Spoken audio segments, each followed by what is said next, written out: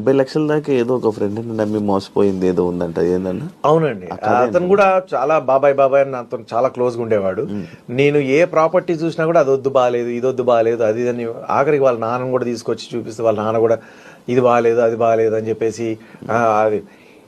ఈరోజు ఆ ప్రాపర్టీస్ నేను ఎంత తక్కువ అమౌంట్లో నాకు అప్పుడు దొరికిందంటే అంత తక్కువ అమౌంట్లో దొరికింది. దాన్ని వద్దని చెప్పేసి వదిలేపించి అన్ని అట్లనే వదిలేపిస్తే ఈరోజు అవి ఒక్కొక్కటి 50 కోట్లు 100 కోట్లు అట్లాంటి ప్రాపర్టీస్ అవి. ఈవెన్ మణికొండలోనే 2 acres 11 lakhs కే ఇస్తామన్నారు. మణికొండలో 2 acres 11 lakhs కి ఇస్తామన్నారు.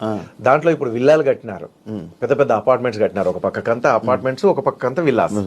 అందులో ఒక 20 విల్లాలు వచ్చినా కూడా నా వంతుకి ఆ 2 acres కి 20 విల్లాలు వచ్చినా కూడా ఒక్కొక్క విల్లా 15 కోట్లు.